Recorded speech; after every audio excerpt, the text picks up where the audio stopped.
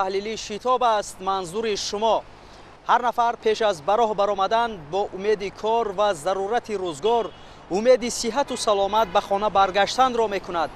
از ندانستن عادی ترین قاعده های بی‌خطری حرکت در راه حالت های میشوند که نفر به هلاکت میرسد و یا قسم جراحت های گوناگون جسمانی برداشته در بیمارخانه ها بستری میگردد. واسطه نقلیات هرچند برای بهداشت زندگی انسان ها پیش بینی شده است، ولی در صورت استفاده بری نادرست و رعایت نکردن قاعده های حرکت در راه منبع خطر شده می تواند. به اطلاع کارشناسان ریاست بازرسی دولتی اتومبیلی وزارت کارهای داخلی جمهوری تاجیکستان از ابتدای سال روان تا کنون علاقه در حدود راههای اتومبیلگرد قلمرو کشور 126 حادثه راه و نقلیاتی به وقوع پیوسته است. ناگزیر است که حادثه های راه و نقلیاتی را کاملا پیشگیری نمود، ولی راه های کاهش دادن شماره قاعده ویرانکنی ها وجود دارد. البته صدمه نقلیاتی که به وقوع پیوست به زیان و ضرر و مرگ و جراحت بودن نمیتواند. هیچ نباشد واسطه نقلیات پس از برخورد ضرر تکنیکی میبیند. طبق تحلیل های بازرسی دولتی اتومبیلی کشور بیشتری صدمه های راه و نقلیاتی در نتیجه سرعت افزایی، سبقت نادرست و ویران کردن قاعده جای عوضکنی به قید گرفته می شوند. پهلوی دیگری قضیه که باعث نگرانی کارشناسان مسائل بی‌خطری حرکت در راه گردیده است، این هنوز هم تشکل نیافتن فرهنگ و معرفت رانندگان و دیگر اشتراکیان حرکت در راه می باشد. بیان می دارند که رعایت قاعده های راه نه تنها یک قاعده بلکه یک فرهنگ است. فرهنگ رفتار در کوچه و خیابان های سیرماشین که حداقل دو جانب دارد، یک پیاده‌گرد و دیگر ماشین سوار ناظر راه باشد. یک شرکت‌دار دیگر این همه جریان ها از نظارت و جلوگیری قاعده ویرانکنی ها در راه مشغول است. متاسفانه قریب هر روز ما شاهد نتیجه صدمه های راه و نقلیاتی می گردیم. از این رو به این مسئله نباید بی‌طرف بود. رانندگان را می باید که قاعده های حرکت را خوب آموزند، دانند و در نهایت آن را رعایت نمایند. حیات امروزه انسانیت را به استفاده بری واسطه‌های نقلیات تصور نمودن از امکان بیرون می باشد. با افزودن شماره واسطه‌های نقلیات تا آخر سال گذشته در جمهوری 567,000 واسطه‌های نقلیات به قید گرفته شده است که نسبت به سال 2021 تقریباً 126,000 زیاد می باشد. به معیارهای بین المللی موافق شدن صفت راه‌های اتومبیلگرد در جامعه حل یک چند مسئله‌های مربوط به این سمت را به میان آورده است. یکی از آنها تأمین بی‌خطری حرکت در راه‌ها و به این وسیله کم کردن صادرشوی صدمه‌های راه و نقلیاتی می باشد. طبق تحلیل‌های آماری ریاست بازرسی دولتی اتومبیلی وزارت کارهای داخلی جمهوری تاجیکستان همه ساله در قلمرو کشور زیاده از 1600 حادثه راه و نقلیاتی به قید گرفته می شود که بر اثر آنها بیش از 500 نفر هلاک و بیشتر از 1700 تن دیگر جراحت‌های گوناگون جسمانی می‌بردارند. دوام 3 سال اخیر در راه‌های نقلیاتگرد مقیاس کشور بیش از 4800 حادثه نقلیاتی به قید گرفته شده است. از این شماره 1391 نفر به هلاکت رسیده، بیش از 5600 نفر دیگر جراحت‌های گوناگون جسمانی برداشته در بیمارخانه‌ها بستری گردیدند. کارشناسان ساحت دقیق نمودند که شماره هلاک شده ها به هر 10,000 واسطه نقلیات 35 نفر را تشکیل می دهد. در طول 3 سال اخیر سطح صادرشوی صدمه ها تا اندازه کاهش یافته باشد هم، ولی وزنی عاقبت های آن به تغییر باقی مانده است. یکی از سبب های اساسی صادرشوی صدمه های نقلیاتی این از طرف شهروندان رعایت نکردن قاعده های حرکت در راه می باشد. همچنان که تحلیل ها نشان دادند سال 2024 هر حادثه سیوم در نتیجه از معیار معین شده زیاد نمودن سرعت حرکت، هر حادثه چهارم هنگام رعایت نشدن اصول به سمت مقابل برآمدن واسطه نقلیات، هر حادثه 35 باشد از رعایت نکردن قاعده گذشتن از گذرگاه پیاده‌گرد و هر حادثه 36 وقتی راندن واسطه نقلیات در حالت مستی صادر گردیده است. باید یادآور شد که مطابق قانون جمهوری تاجیکستان درباره وارد نمودن تغییر علاوه‌ها به کودکس جنایتی جمهوری تاجیکستان در ماده 212 قسم‌های 4 و 5 که از 29 آگوست سال 2017 مورد عمل قرار دارد، برای صادر نمودن چنین کردار یعنی از جانب شخصی در حالت مستی قرار داشته یا شخصی که حقوق اداره کردن واسطه نقلیات را ندارد و از بی احتیاطی باعث مرگ انسان گردیده است، با محروم ساختن از آزادی به مهلت از 5 تا 10 سال مقرر کرده شد. پیشگیری نمودن حادثه های راه و نقلیاتی عملی تنظیم شونده می باشد. از این رو باید ساختارهای مربوطه از جمله ریاست بازرسی دولتی اتومبیلی، وزارت کارهای داخلی جمهوری تاجیکستان، وزارت نقلیات جمهوری تاجیکستان، وزارت معارف و علم جمهوری تاجیکستان، مؤسسه‌های راننده تیارکنی و دیگر اداره‌های دخلدار جهت پیشگیری از کاهش دادن قضیه مذکور با تمام قشر جامعه کار دست جمعانه را به راه مانند ترغیب و تشویق رعایت قاعده‌های حرکت در راه میان اهالی یکی از عامل‌های مهم است که جان انسان‌ها را از خطر امین نگاه خواهد داشت. در جمهوری تاجیکستان اندازه جریمه و پرداخت‌های حتمی دولتی از روی نشان دهنده برای حساب‌ها معین کرده می‌شود. شروع از 1 ینور سال 2025 اندازه جریمه برای صاحبان واسطه‌های نقلیات بالا برده شده است. طبق قانون جمهوری تاجیکستان درباره بودجه دولتی جمهوری تاجیکستان برای سال 2025 که ماه دکبر سال 2024 از جانب پارلمان مملکت به تصویب رسید، مبلغ نشان دهنده برای حساب‌ها در سال جاری از 72 تا به 75 سومانی زیاد کرده شد. یعنی از 1 ینور سال 2025 اندازه جریمه ها برای رانندگان واسطه های نقلیات و شرکت های نقلیاتی برای ویران کردن قاعده های حرکت در راه افزایش یافت. اینجا نمونه چند از حقوق ویران کنی ها را شرح می دهیم. از جمله مطابق کودکس حقوق ویران کنی ماموری جمهوری تاجیکستان برای ویران نمودن قاعده های انتقال بارهای خطرناک، کلان حجم، وزنین و محدودیت های موسمی وزن و سرباری به محور واسطه های نقلیات هنگام حرکت در راه های اتومبیلگرد استفاده عموم از 3750 سومانی تا به 5250 سومانی جریمه تعیین کرده شده است. قبلا رانندگان برای ویران نمودن چنین نوع قانون ستیزی از 3600 تا 5040 سومانی جریمه پرداخت می نمودند.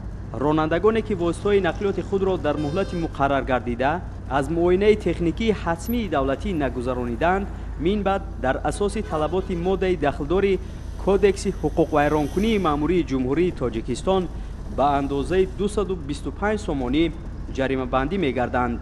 در این برابر برای اطاعت نکردن رانندگان واسطه نقلیات به علامت های چراغک راهنما یا اشاره تنظیمگر از 225 تا 375 سومانی جریمه، به اجازتنامه مقامات وکالتدار دولتی اداره کنی واسطه نقلیات بارکش که به انتقال آدمان مشغولند از 150 تا 225 سومانی جریمه. برای رعایت نکردن طلبات علامت های راه، استفاده اسباب های روشنی در وقت تاریکی، توقف در خط حرکت واسطه نقلیات مسافربری جمعیتی مقرر شده، گذرگاه های پیاده‌گرد، حرکت در راهروها، راههای پیاده‌گرد 75 سومانی جریمه. برای اداره واسطه نقلیات با سرعت بلند و از معیار مقرر شده زیاد اداره نمودن از 75 تا 225 سومانی جریمه. برای برآمدن به سمت مقابل حرکت هنگامی به وجود آوردن تنبشوی از 375 تا 525 سومانی جریمه و برای ویران کردن قاعده های از چهارراه‌ها گذشتن از 225 تا 375 سومانی جریمه تطبیق گردیده است. همچنین رانندگانی که باعث به وجود آوردن وضعیت صدموی و یا خوفناک می‌گردند، یعنی دیگر اشتراکیان حرکت در راه را مجبور می‌سازند که سرعت یا سمت حرکت را به طور نظررس تغییر دهند، از آنها در اساس ماده دخلدار کودکس حقوق ویرانکنی ماموری جمهوری تاجیکستان از 225 تا 375 سومانی جریمه ستانیده می شود. رانندگانی که در حالتهای سرخوشی واسطه نقلیات اداره می نمایند با حکم سود 15 شبانه روز به حبس گرفته شده و مهلت 5 سال از حقوق اداره واسطه نقلیات محروم می گردند. این قبیل رانندگان در گذشته 21600 سومانی جریمه نیز پرداخت می نمودند. من بعد طبق تغییرات رانندگانی که در حالتهای مستی پس چنبر اداره می نشینند و یا اداره واسطه نقلیاتشان را به شخصی در حالت مستی قرار داشته واگذار می نمایند و مبلغ 22500 سومانی جریمه پرداخت خواهند کرد. чунин таваҷҷуҳу тасмимгириҳо ба хотири риояи қоидаҳои ҳаракат дар роҳ, пешгирӣ намудани ҳодисаҳои роҳу нақлиётӣ ва боз ҳам баландбардоштани маърифати ҳуқуқии ронандагон ва кулли иштирокчиёни ҳаракат дар роҳ нигаронида шудааст. кормандони шӯъбаи бозрасии давлатии автомобилии раёсати вазорати корҳои дохила дар вилояти Хатлон пайваста миёни доираи васеи иштирокчиёни ҳаракат дар роҳ чорабиниҳои фаҳмондадиҳиро роҳандозӣ менамоянд. вале мутаассифона дар сужаи охир ба мушоҳида мерасад, ки ҳанӯз ҳам идея аз ронандагон ва дигар иштирокчиёни ҳаракат дар роҳ дар маркази вилоят шаҳри Бохтар бештар ба қоидавайронкуниҳо роҳ медиҳанд, ки боиси рух додани садамаҳои роҳу нақлиётӣ буда метавонад. дар ин бахши барнома аз рафти чорабинии мақсадноки нозирони бозрасии давлатии автомобилии вилояти Хатлон бароятон маълумот хоҳем дод.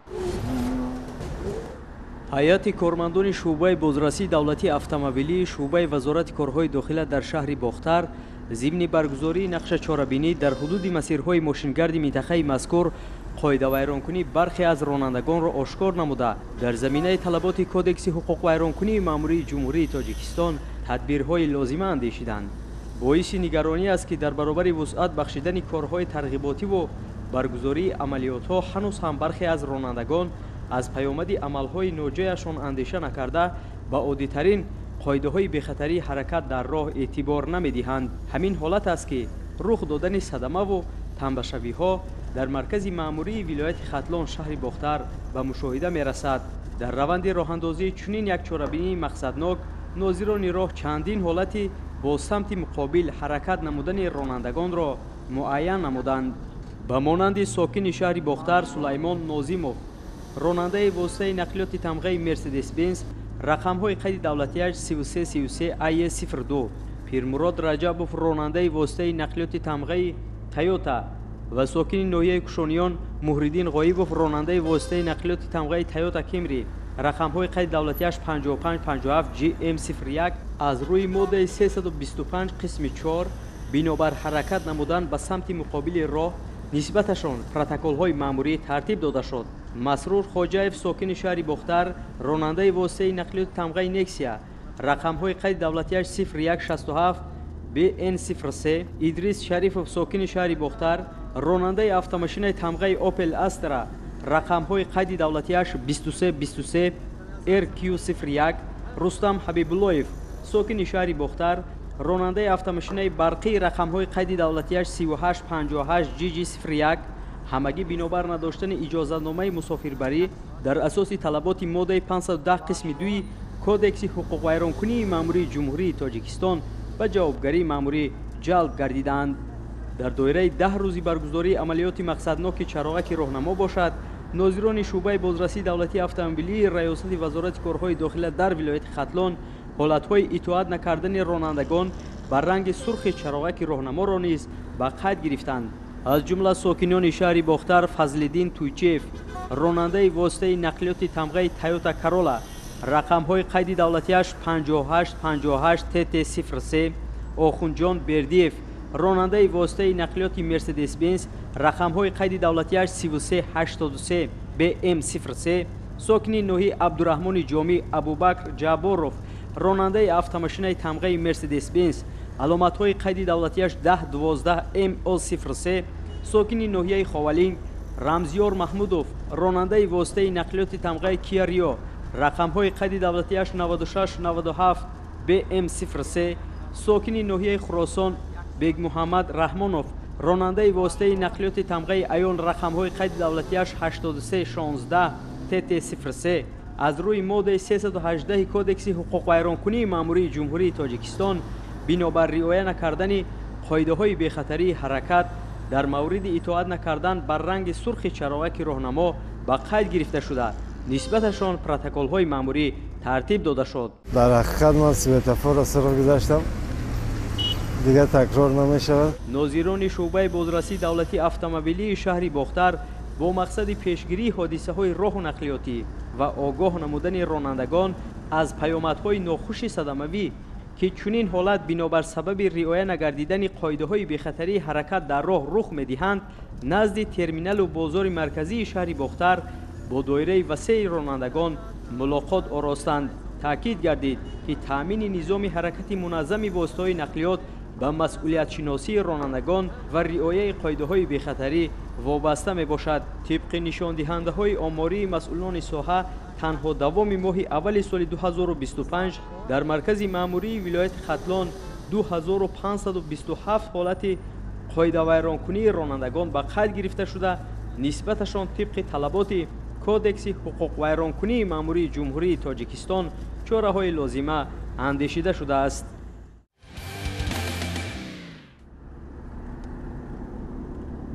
таҳлилҳо нишон медиҳанд ки беш аз 95% корҳо тавассути воситаҳои нақлиёт иҷро мегардад. ҳамаи ронандагон иштирокдори ҳаракат дар роҳ буда рӯз то рӯз мушкилоти нав дар ин бахш зуҳур менамояд. коршиносони соҳа бар он назаранд ки яке аз омилҳои калидии рух додани ҳодисаҳои роҳ нақлиётӣ низ ин паст будани сифати таҳсилот дар баъзе аз муассисаҳои ронандатайёркунии шаҳру навоҳии кишвар мебошад. бо назардошти чунин масоили муҳиму калидӣ муассисаҳои ронандагӣ барномаҳои таълимиро мукаммал ва сифати таҳсилотро бознигарӣ намуданд ки он мунтазам таҳти назорат ва таваҷҷӯҳи ассотсиатсияи рушди роҳнавард қарор дорад, чаро ки барномаҳову шароити муосири таълимӣ гузариши ҳарчи бештари дарсҳои назариявӣ ба амалӣ ва муҳим аз ҳама иштироки фарогири довталабону касбомӯзон ба дарсҳо метавонад роҳи раҳоии мушкилоти соҳаи роҳу нақлиёт дар самти бехатарӣ бошад то рух додани садамаҳои нақлиётӣ пешгирӣ шаванд. бо дарки ин матлаб ва дар ҳошияи ин барнома метавон аз сатҳу сифати барномаҳои таълимии баъзе муассисаҳои ронандатайёркунии шаҳру навоҳии кишвар ёдоварӣ кард. барои мисол муассисаи ронандагии парки технологии донишгоҳи техникии Тоҷикистон ба номи академик Муҳаммад Осимӣ таърихи кӯҳан дошта то имрӯз дар низоми тайёр намудани кадрҳои соҳаи идоракунии воситаҳои нақлиёти автомобилӣ дар қиёс ба дигар мактабҳои ронандагӣ пешсаф мебошад. соли 2012 дар назди донишгоҳи техникии Тоҷикистон парки технологӣ сохта шуд. бо дастгоҳҳои муосири ҳозиразамон, бо стендҳои амалкунандаи ҳозиразамон ва макетҳои амалкунанда ба довталабон дарс гузаронида мешавад. қоидаи ҳаракати роҳи ҷумҳурии Тоҷикистон дар асоси қонуни ҷумҳурии Тоҷикистон дар бораи ҳаракати роҳ таздиқ шудааст ва дар банди дуюми қоида дар Тоҷикистон ҳаракат аз тарафи дасти рост муайян шудааст. ва имрӯз мо мебинем ки бисёри чӣ ронандагон чӣ пиёдагардон ба самти муқобил ҳаракат мекунанд. дар роҳи мошинагард ба самти муқобил баромадан мумкин нест, чунки ба ҳар ҳодиса оварданаш мумкин. дар роҳи пиёдара ҳам бояд ки раҳ ду тақсим шавад, яъне ки самти ҳаракат аз тарафи дасти рост ва самти муқобил аз тарафи дасти чап бояд ҳаракат шавад. лекин имрӯз мо мебинем ки дар пиёдараҳа ё дар раҳи мошингард мо ба ҳамдигар халал мерасонем, дар раҳи ҳамдигар мебуроем, ҳамдигарро халал мерасонем. ва барои ҳаминам ман гуфтаниам ки мақсади асосии мо ин бехатари ҳаракат дар роҳ аст ва бехатари ҳаракат дар роҳ ин солимии ҷомеа аст. ва барои он ки ҷомеаи мо доимо соғ саломат бошанд, мардум дар пайи кори зиндагӣ бошанд. агар тарзу усули ба роҳ мондани ҷараёни таълимро дар ин муассиса таҳлил намоем, аз нигоҳи аввал чунин ба назар менамояд ки ҳама аз як усули ягонаи ташкили дарс истифода мекунанд ки ба як барнома ва дар заминаи он ба як нақшаи таълимӣ асос ёфтааст. ин муассиса аз усулҳои шахсзадаи қаблии дарсгузаронӣ канор рафта имрӯзҳо аз шеваҳои худфаъол ва самараноктари омӯзиши донишҷӯён истифода менамояд. пеш аз автомобилҳои муқаррарӣ низ автомобилҳои барқӣ истеҳсол шуда буданд. автомобилҳои барқӣ аз ҳисоби батарии аккумуляторе ки кам мегаштанд, мардум рӯ ба автомобилҳои муқаррарӣ гузоштанд. автомобилҳои барқӣ дар ҷумҳурии Тоҷикистон чизи нав буда, аксарияти мардум аз сохт ва истифодабарии он хуб бархурдор нестанд. айни замон дар донишгоҳи техникии Тоҷикистон вобаста ба сохт ва истифодабарии нақлиёти барқӣ, истифодаи нақлиёти автомобилӣ ихтисос нав кушода шудааст ва мутахассисон ҳастанд ки ба довталабон ва донишҷӯён вобаста ба сохти автомобил, вобаста ба истифодабарии автомобилҳои барқӣ дарс мегзаранд. дар натиҷаи дигаргунсозиҳои заминаи моддии таълимӣ, ҷорӣ намудани усулҳои беҳтари дарсгузаронӣ, инчунин тақвият ёфтани ҷараёни бо дастгоҳҳои ҳозиразамони техникӣ, таҷҳизонидани синфхонаҳо, фоизи маротибаи аввали супоридани имтиҳон дар бозрасии давлатии автомобилӣ афзоиш ёфтааст, баён медоранд масъулин.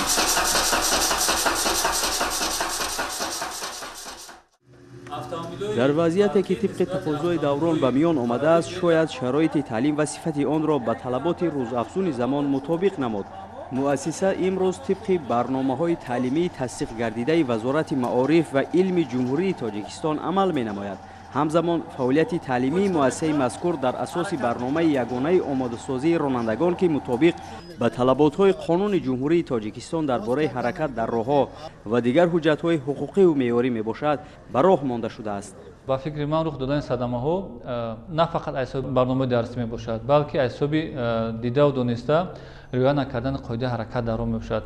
агар мо мисоли кӯчака бигирем, то ҳатто кӯдак медонад ки чароғаки раҳнамо чӣ тарз кор мекунад, вале ҳастанд ронандаҳое ки ҳами дидаву дониста ба мисоли оддӣ гирем ҳами чароғаки раҳнаморо итоат намекунанд. ин аз ҳисоби барномаҳои дарсӣ нест.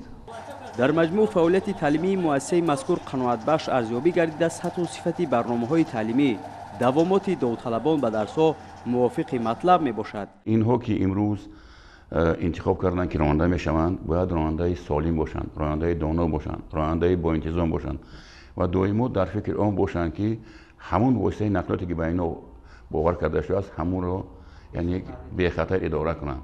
ман бо қоидаи ҳаракати роҳ аз соли 1974 шиносам ва мо синфи 9 ронандагӣ хонда будем. ҳар шахсе ки худаш барои худаш мехоҳад ки саломат бошад, доимо кораш пешрав бошад, бояд дониш омӯзад ва доимо дар дарсҳо иштирок кунад, чунки иштирок дар дарсҳо ин фоидаи худаш аст. ва дар бораи акун омадан наомаданашон як чиз аст ки ба ҳар сабабҳое мешавад. баъзеш донишҷӯя мехоҳад ҳам дониш омӯзад дар донишгоҳ, ҳам ронандагӣ хонад, ё ин ки ҳамонҷо кор мекунад хонад, баъд аз ҳамин сабаб баъзе вақт мешавад ки аз дарсҳо хафо мемонанд. ташкили дарсҳои амалӣ дар ин машқҳои мошинронӣ имкон медиҳад ки маҳорати ронандагони оянда дар идора кардани воситаҳои нақлиёт боло рафта, ҳолати риояи қоидаҳои ҳаракат дар роҳ, инчунин пешгирӣ аз вазъияти садаманокӣ ва рух додани ҳодисаҳои нохуши нақлиётӣ беҳтар гардад. минбаъд низ таҷҳизонидани чунин машқгоҳҳои мошинронӣ мутобиқи талаботи таълимии муосир идома ёфта раванди беҳтар намудани пойгоҳи моддии таълимӣ сурати ҳарчи бештар пайдо хоҳад кард. мисол мегирем системаи ронанда автомобил роҳ муҳит ки дар он ҷо зиёда аз 70% ҳодисаро нақлиёт аз ҳисоби ронанда мегӯянд, 10% аз ҳисоби автомобил мегӯянд, баъд чанд фоиз дигараш аз ҳисоби роҳ ва фоизи дигари аз ҳисоби муҳит. омӯзгорон дар раванди таълим ва дар баробари машғулиятҳои амаливу назариявӣ ба довталабон ҳатман пиромони сабабу шароитҳои содиршавии садамаҳои нақлиётӣ сухан меронанд. ба онҳо дарсҳои муқаррарӣ ҷиддӣ омӯхта мешавад ба сурате ки ҳар довталаб аз рӯи ҷадвали тасдиқ гардидаву вақти муайяншуда сари вақт ба дарсҳо иштирок намояд. ӯ дар оянда низ бидуни ҳеҷ як мушкилӣ воситаи нақлиётро беҳтару бехатар идора хоҳад кард. дар акси амал мушкилоти дигар низ падид хоҳад омад. ин ҳам бошад боз ҳамон надонистани оддитарин қоидаҳои бехатарии ҳаракат дар роҳ, афзудани шумораи қоидавайронкуниҳо дар кӯчаву роҳҳои автомобилгард ва рух додани ҳодисаҳои роҳу нақлиётист. инҷо бинандагони азиз ба анҷоми барномаи таҳлилӣ шитоб расидаем. дар ҳафтаи равон ба шумо роҳи сафеду бехатарро таманно намуда аз кӯли иштирокчиёни ҳаракат дар роҳ ба виҷа ронандагони воситаҳои нақлиёт даъват ба амал меоварем ки ҳатман қоидаҳои бехатариро риоя намоянд то боиси рух додани садамаҳои роҳу нақлиётӣ нагардад.